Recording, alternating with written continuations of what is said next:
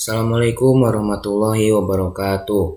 Perkenalkan, nama saya Muhammad Elgi Capricorn dari kelas 2A dengan NIM 2103020083. Di sini saya akan mempresentasikan proposal saya dalam mata kuliah Bahasa Indonesia dengan dosen pengampu Ibu Ferawati Fajarin. Untuk mempersingkat waktu, marilah kita mulai memaparkan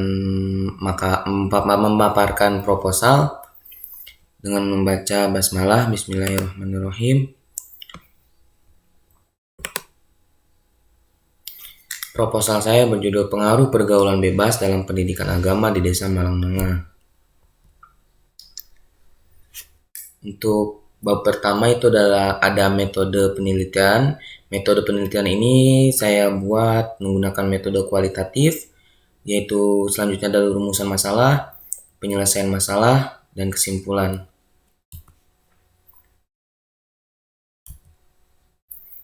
Metode penelitian kualitatif.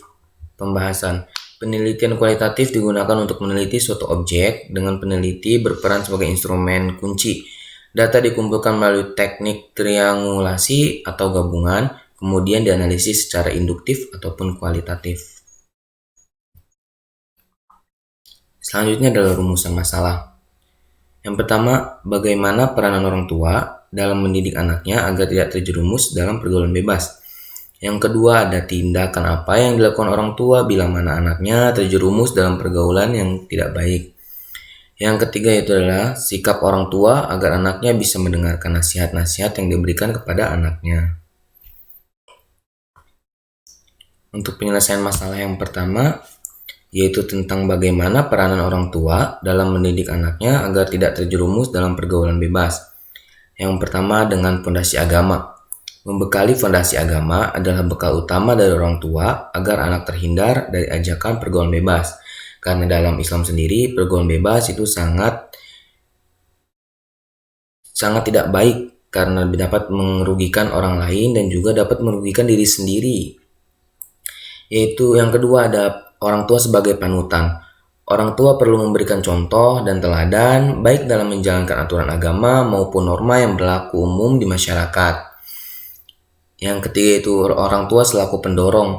Pada saat itu orang tua perlu menanamkan kekuatan dan rasa percaya diri remaja dalam menghadapi masalah agar remaja tersebut tidak menghilang ataupun tidak kabur dalam menjalankan masalah, mau masalah yang kecil ataupun masalah yang besar.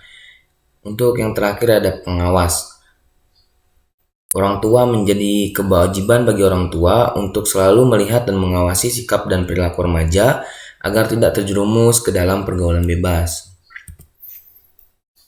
Untuk penyelesaian masalah yang kedua yaitu tindakan apa yang dilakukan orang tua bila mana anaknya terjerumus dalam pergaulan yang tidak baik. Pada umumnya, anak-anak remaja yang dengan mudah melakukan pelanggaran asusila adalah mereka yang kurang mendapatkan pendidikan agama dan akhlak. Sedangkan agama merupakan pendidikan yang paling berpengaruh terhadap kepribadian seseorang. Orang tua yang paling berpengaruh atas kondisi akhlak anak yang terlepas dari pergaulan bebas dan mengedepankan akhlak mulia yang mempunyai etika pergaulan yang islami. Penyelesaian masalah yang terakhir yaitu bagaimana sih sikap orang tua agar anaknya bisa mendengarkan nasihat-nasihat yang diberikan kepada anaknya. Yang pertama adalah mulailah dengan mendengarkan cerita dan keluh kesah si anak. Dengan begitu, diharapkan ia pun akan mulai membuka diri dan menerima nasihat dari orang tuanya. Yang kedua, lakukanlah cara menasihati yang lebih lembut agar anak menurut. Misalnya dengan meluangkan waktu sejenak untuk anak dan ajak ia duduk santai sambil menikmati cemilan kesukaannya ataupun dengan melakukan kegiatan-kegiatan yang disukai oleh anak itu. Yang ketiga adalah cara efektif agar anak mendengarkan orang tuanya adalah dengan mendengarkan keinginannya lebih dahulu. Agar cara ini akan membuat mereka merasa lebih dihargai dan lebih dipercaya sehingga menjadi tertarik pada apa yang Anda katakan. Dengan tidak langsung, anak itu tersendiri sangat nyaman kepada orang tuanya untuk memaparkan apa yang anak itu rasakan atau keluh kesah si anak itu. Nah, yang terakhir itu adalah kesimpulan. Dari semua hal tersebut, penyelesaian konflik terakhir yang harus dilakukan oleh semua orang tua yaitu komunikasi. Karena komunikasi sendiri itu sangat penting untuk menjaga keakraban antara orang tua dengan anak.